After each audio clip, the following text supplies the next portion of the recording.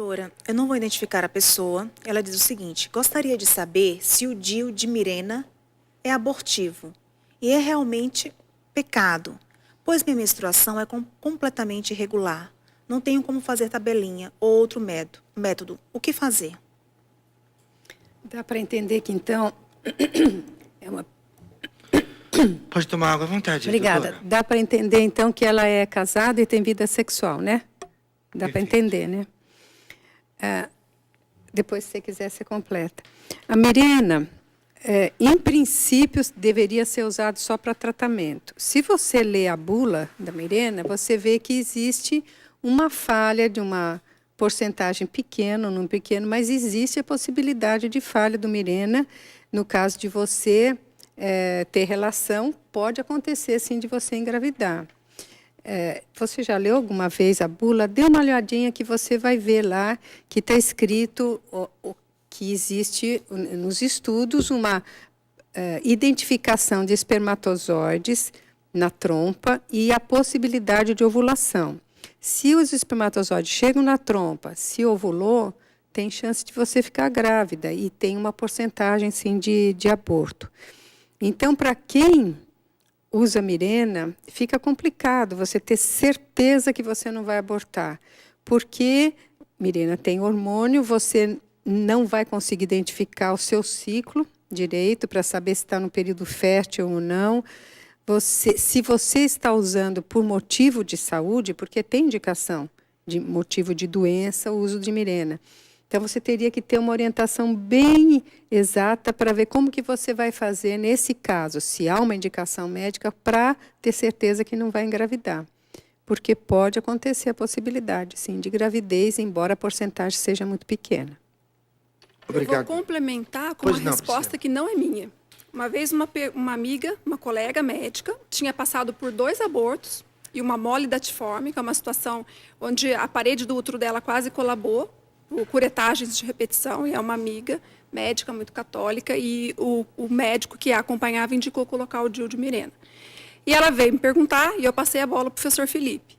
Aí, na época, Estevão Bittencourt, pergunte, responderemos, Estevão Bittencourt. Estevão Bittencourt, isso mesmo. Meu pai mandou um e-mail para Dom Estevão Bittencourt, que ainda era vivo, e explicando, aí eu descrevi a porcentagem de chance para ele, explicando a parte médica e dizendo, porque essa colega, então, estava usando como tratamento, para que a parede do útero ficou muito fina, para que ela não colabasse. Então, a resposta que eu tive é para que colocasse o Mirena. Só que aí, usando Mirena, como a doutora Elizabeth falou, não dava para fazer o método Billis ou tabelinha. E aí ele orientou que o marido usasse preservativo. Eu tenho esse e-mail guardado. Entendeu? A indicação do DIU Perfeitamente. era uma indicação de tratamento, porque ela precisava manter... Como agora há pouco, numa das perguntas anteriores, você se referiu ao uso de um anticoncepcional. Exatamente. Nesse caso, como um tratamento. Exatamente. E aí, para você ver, Estevão orientou que o marido usasse preservativo também, para que um mal menor poupasse de um mal maior. Quer dizer, ele preferiu usar 2 métodos de barreira, que é o DIU e o preservativo, para que não houvesse o risco de um aborto. Essa resposta é muito importante porque... Difícil, né? Era uma pergunta difícil. E também por causa da questão de um dado da pergunta que a Leila trouxe, se é pecado ou não. Nesse caso, se é um tratamento por doença, não tem, se tem tranquilidade, se confia no médico, se o médico respeita os valores cristãos da cliente e tal, não tem por que ser pecado, porque está fazendo um tratamento. Agora, eu só queria chamar a atenção que, quando a pessoa usa o preservativo, tem que usar certo, tem que colocar o preservativo desde o início dos carinhos. Não pode ser o preservativo no último momento, que o preservativo aí falha mais ainda, né? Nesse caso. Obrigado, doutora. Doutora Priscila, a pessoa identificou, se não vou dizer o nome dela, do estado de São Paulo, e ela diz: eu tenho 55 anos, há 10 anos eu faço reposição hormonal, mas os medicamentos não estão fazendo efeito. O que eu faço? Ela não fala o que seria o efeito, né? Não. Essa paciente, ela fez menopausa muito precoce. Eu fiquei pensando Então, nisso. se ela por conta da está idade usando, dela, né, se ela está com 55 anos e já faz reposição hormonal há 10 anos, porque ela fez uma menopausa precoce e aí foge do que a gente está acostumado a tratar de menopausa normal. 45 anos, reposição hormonal na menopausa não tem regra. Não dá para dizer que a gente é a favor nem é contra. Cada caso é um caso e é uma situação extremamente individualizada. Com 45 anos, na maioria das vezes, eu sou favorável a repor, desde que não tenha nenhuma contraindicação, história de câncer de mama na família, uma mama com nódulo. Para resumir, eu teria feito essa reposição também. O que está acontecendo com ela é que ela já está há 10 anos fazendo uso. E a gente, depois de um período prolongado de reposição hormonal, a doutora Elizabeth pode me completar, a gente tende a não usar ou diminuir, ou talvez o colega que acompanha tenha trocado por algum hormônio que não seja o hormônio verdadeiro, pelos riscos maiores que se tem depois de usar a reposição hormonal por muitos anos. É difícil responder a pergunta dela para dizer assim que ela não vai voltar a ter a sensação da reposição hormonal que ela tinha com 45 anos, porque muda muito mesmo. Talvez precise fazer alguns outros tratamentos paliativos junto para que ela melhore os sintomas individualmente. Então, por isso que eu perguntei que sintoma que ela tem, porque varia muito. Tem mulher que reclama do calorão, que é o fogacho, tem outra que tem insônia, tem outra que deprime. Então, assim, se a menopausa te trouxe depressão, eu tenho como tratar a depressão sem usar hormônio. Também isso vai depender bastante, imagino, né, do tipo de acompanhamento médico Tem que ela ser fez individualizado, durante não tem esse tempo. jeito, não tem jeito. Aí vai ver qual foi a indicação. Então, ela tem uma osteoporose junto, que teve grande perda de massa óssea, é uma paciente que está tendo problema na vida sexual por conta da falta de hormônio. Então, assim, a gama que a gente tem hoje em dia de opção terapêutica é muito ampla. Então, geralmente, a gente consegue dar um jeitinho para tratar aquele sintoma que está incomodando aquela paciente, até mesmo sem usar o hormônio verdadeiro, sem usar uma reposição clássica, vamos dizer assim. Perfeito. Entendeu? Obrigado. Então, senta com o seu médico, tenta discriminar para ele o que está te incomodando mais, para a gente tentar ajustar. Obrigado, querida. Leila, está conseguindo isso? Você está com um probleminha na internet, né? Vamos contar para todo mundo isso. Não tem problema não. O que está acontecendo aí? Eu acho que é algum problema técnico da nossa TI, que está pedindo senha o tempo todo por causa da nossa rede, né? E está travando as páginas, né? O Twitter, o e-mail. E você está na luta aí, né, Estou na querida? luta para tentar conseguir Capturar as perguntas aí. conseguir ler as perguntas. Isso, o que você conseguiu? Me conta. Então, vamos lá, para a doutora Elizabeth. Eu não vou identificá-la. Ela tem 33 anos. E ela diz assim: eu nunca tive uma relação sexual normal. Isso me faz sentir diferente de todas as mulheres. Sofro com isso. Sempre senti ardência na hora da relação. No dia a dia, sinto ardência na vagina, coceira e muito corrimento. Já fiz vários exames ginecológicos e nunca dá nada.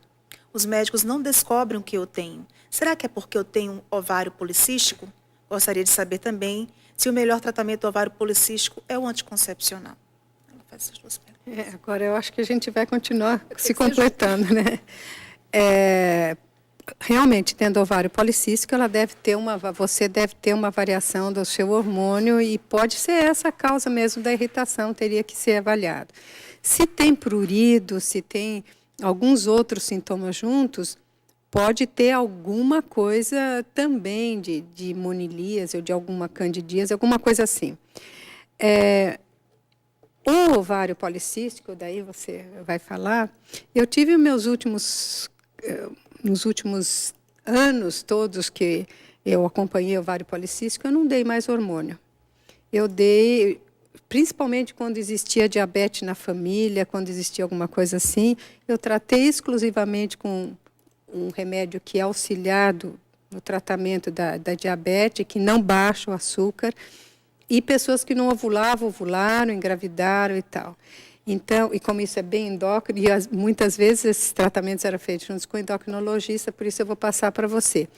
Mas, uma coisa só, lembrando o começo do programa, deveria ser feito exame também no seu marido, porque às vezes existe uma irritação, alguma coisa que vem do esperma do marido. E outra coisa, às vezes não tem nada de infecção ou variação hormonal, acho que tem, se tem ovário policístico, mas às vezes tem uma variação da acidez, para mais, para menos, que dá essa irritação também.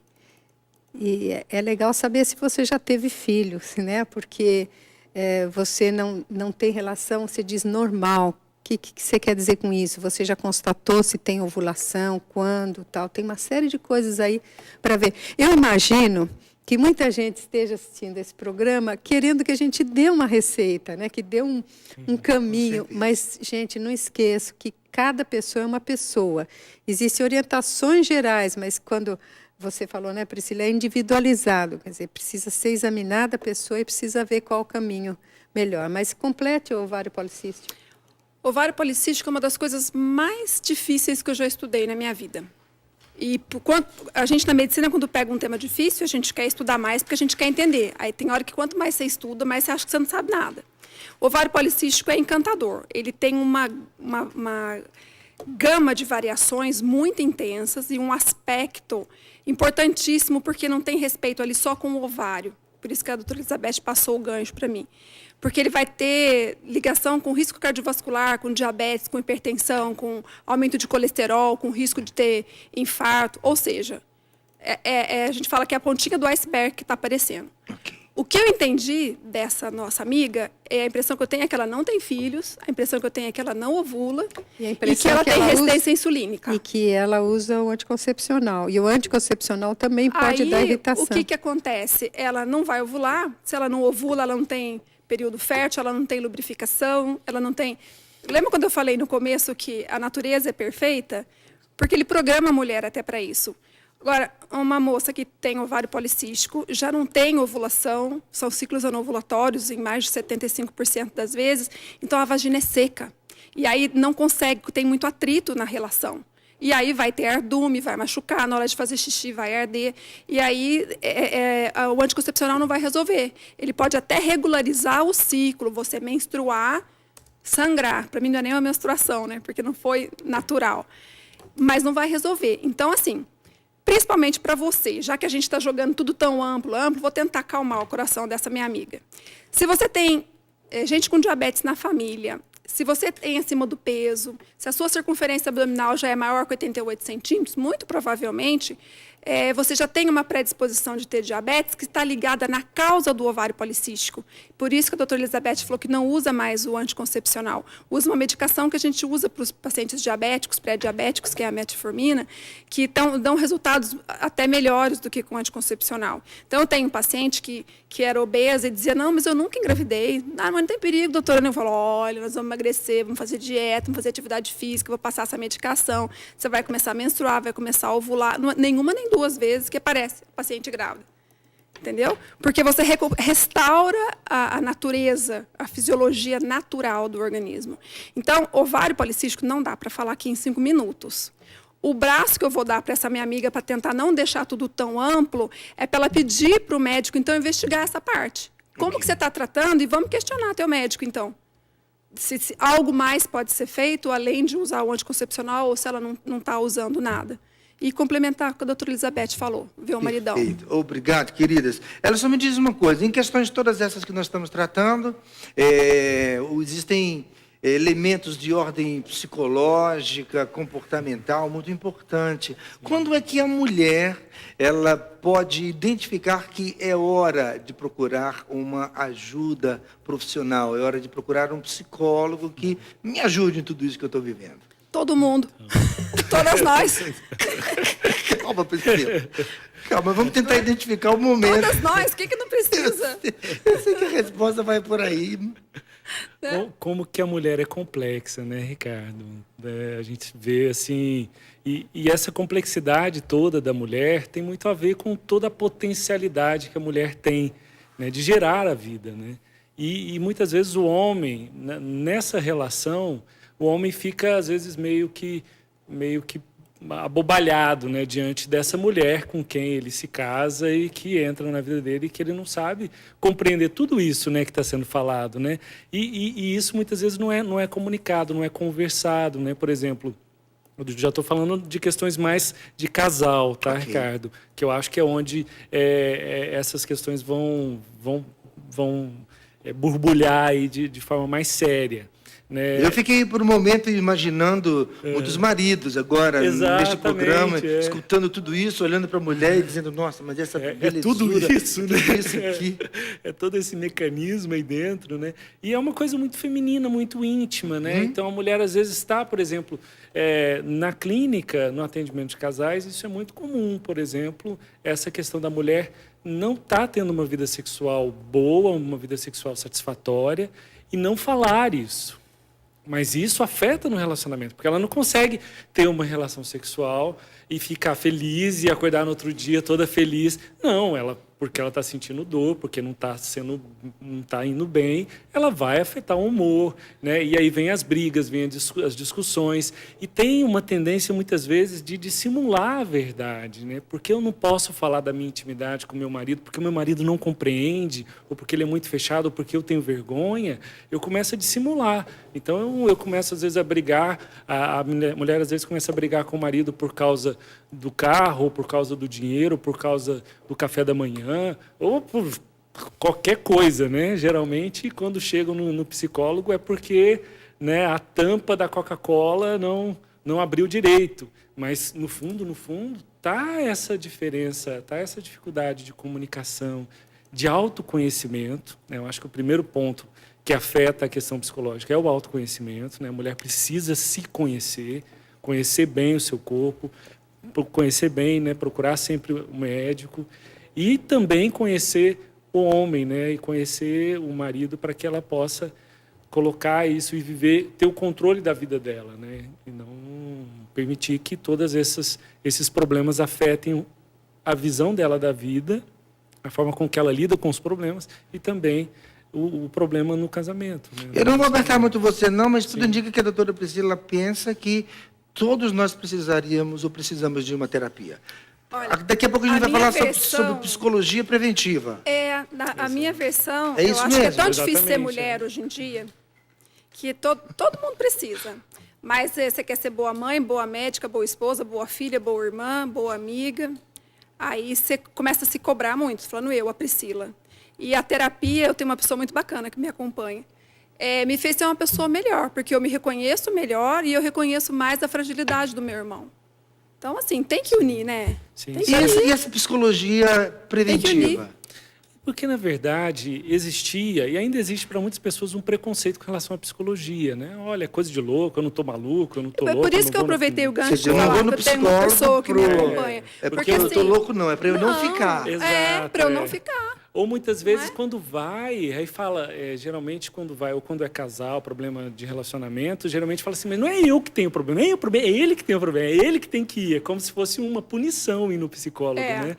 E, na verdade, não é assim. E a gente sabe, Ricardo, que todo mundo que consegue ter essa abertura, né, para ir buscar uma terapia, é uma ferramenta que hoje a ciência nos dá para o autoconhecimento. Né? Então, não é só quando eu tenho problema. Não, eu procuro para eu me conhecer. Né? Tem testes psicológicos, né? Técnicas para você...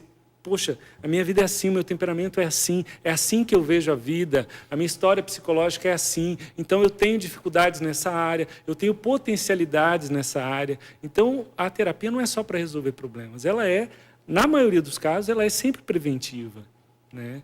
Por quê? Porque ela ajuda no autoconhecimento e ajuda você se prevenir de problemas futuros. Né? Então... Ok, muito obrigado. Consigo capturar mais perguntas aí, minha Consegui querida? capturar uma. Para quem é? Para o Ellison e também estendo para as doutoras. Pois não. Né? Não vou identificá-la. Ela diz o seguinte, Ellison, tenho 35 anos, moro em Brasília. E quando criança, passei por vários abusos sexuais. E não tive depois disso nenhuma relação. Não tenho coragem de ir no médico e passar por tudo de novo. Hoje tem vários problemas, como corrimento forte, minha menstruação está muito pouca, em alguns meses não estão vindo. Eu preciso de ajuda. Como encontrar uma equipe de médicos que me entenda, como as senhoras, para me ajudar? Por favor, me ajudem. Ela falou só de onde que ela é? Brasília. Então, e ela disse bem, né? E é interessante porque a pessoa que sofre, ela consegue perceber qual é a solução para ela. E ela disse uma equipe de médicos. né? E como que a gente tem uma carência disso, né? De ter equipes, né, multidisciplinares, né? Que tem lá um ginecologista, endocrinologista, um psicólogo. Então, pessoas que ajudem a olhar o caso dela, porque ela sabe que não é uma questão apenas física, é uma questão psicológica, né? Infelizmente, é muito comum, né, o caso de abusos na infância ou na adolescência, e a gente vê que isso é muito velado. Qual a sua orientação para ela, uma vez que ela relaciona o medo de ir ao psicólogo com o medo de passar novamente por aquilo que ela passou? Foi isso que eu ouvi, não foi, Leila? Foi o medo de ir a um médico, de um ginecologista, né, e passar, acho que por causa do exame, né, de passar de novo pela situação. Exame médico. Né? Perfeito, exame médico. Entendi. Porque, queira ou não, qualquer visão que ela tenha com relação à sexualidade faz com que ela reviva na memória. Agora, é preciso, sim, um tratamento psicoterapêutico, né? Uma ajuda terapêutica aí para que ela possa enfrentar. Então, o primeiro passo, a meu ver, seria ela procurar um psicólogo que ajude ela a enfrentar isso. Se ela diz, eu não consigo, o que você diz para ela?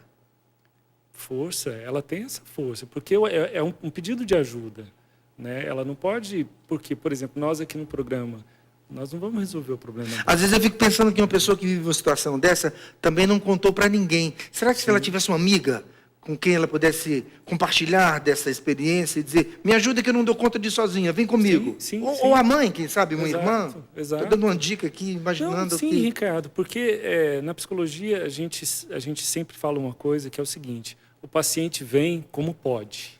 Se é o vizinho que trouxe, se foi da forma que for. Porque, de repente, ela vai precisar de uma ajuda de alguém tipo. que até que ajude ela a levá-la ao psicólogo, né? A levá-la ao médico. Né? Então, sim, né? Se abrir com alguém. E, geralmente, essa questão do abuso tem muito a ver com o relacionamento que a criança tem com os pais. Então, mesmo adulto, está lá com 35, 40, 50 anos. Então, por quê? Porque o abuso tem a ver com a ausência dos pais naquele momento. Foi um momento em que alguém abusou de mim e os meus pais não estavam comigo.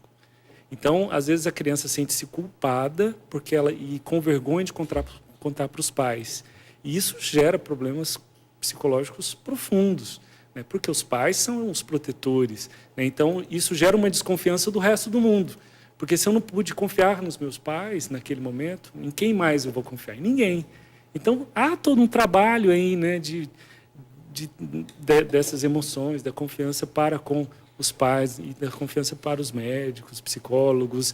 Marido, quer dizer, nunca teve relacionamento sexual, quer dizer, provavelmente não está num relacionamento amoroso, tudo. Então, a vida fechou. E é preciso abrir. Por quê? E se ela escreve para a gente, isso é muito bonito. Por quê? Se você está escrevendo, é porque você sabe que você tem essa força. Né? Você sabe que dentro de você, a força espiritual que você tem é muito maior do que o trauma que você tem. Então, lançar a mão dessa força espiritual e buscar ajuda. Né? Não ter medo, não ter vergonha, né? Saber que muita gente enfrenta vários e vários problemas referentes à questão do sexual e que isso tem solução. Ok, queridas, a contribuição de vocês. Eu gostaria de falar que aquilo que você falou, que você sente, indica que você precisa ir, sim. Você precisa de médico, precisa de ginecologista, você disse que tem corrimento, tem outros problemas, você precisa, sim. Uma coisa assim, metendo um pouquinho a colher no seu caldeirão, às vezes essa sensação de culpa fica meio misturado, porque quando existe um estímulo muito precoce na criança, e às vezes, infelizmente, até pelo pai ou por outras pessoas assim, pode desenvolver alguma sensação de prazer. E porque está estimulando alguma área sensível. E a criança cresce, depois vai ser adulta, com um sentimento de culpa até por ter sentido alguma coisa. É verdade. E você precisa resolver isso, porque você não tem culpa nenhuma do que aconteceu com você, né? E, sem dúvida, você precisa de médico, com certeza. Agora, em Brasília, eu posso depois passar um telefone para você, não sei se a gente deve passar aqui Bom, eu nem tenho o telefone aqui, mas eu conheço uma médica que pode te ajudar, sim, em Brasília. Depois, se for o caso, eu deixo para você. Eu deixo para você. Não sei se você conhece. E depois a gente pode passar essa indicação, doutora. Muito obrigado. Passa por e-mail, que eu deixei divulgado o meu e-mail e eu posso indicar pessoas para você também. Acho que, não sei, você deve conhecer psicólogo e eu conheço médico. Médica, o e-mail da doutora talvez Priscila você fique mais à Aquino, vontade. já vai aparecer aqui na TV, priaquino@uol.com.br. Eu gostei muito do que você disse. Se ela mandou o e-mail e teve coragem, é porque você tem força, sim, você consegue. Né? O Papa, quando esteve no Brasil agora, ele falou uma coisa muito bonita na homilia aqui no Santuário em Aparecida. Para a gente ficar atento aos sinais de Deus quando ele fala que ele está cuidando da gente. Então, isso, seu e-mail a sua pergunta foi lida, nós tentamos te ajudar. Então, é sinal que Deus quer cuidar de você e que nós queremos te ajudar a vencer esse trauma. Então, se quiser passar e-mail para a gente vai manter a descrição. Um trauma desse tamanho, que mexe pro resto de uma vida, não tem mesmo que sair divulgando seu nome para ninguém. Justo. Isso serve para qualquer outra pessoa que tenha passado por isso e que queira que a gente tente te ajudar. Mas você enfrentou, você passou o e-mail, nós estamos discutindo isso ao vivo, numa rede de televisão. Então, vamos vencer. Muito bem. Deus está na frente. Obrigado a todos, que bom. Obrigado, viu, querida, por você, Pela sua coragem. com tanta confiança, não é? E coragem de participar aqui conosco.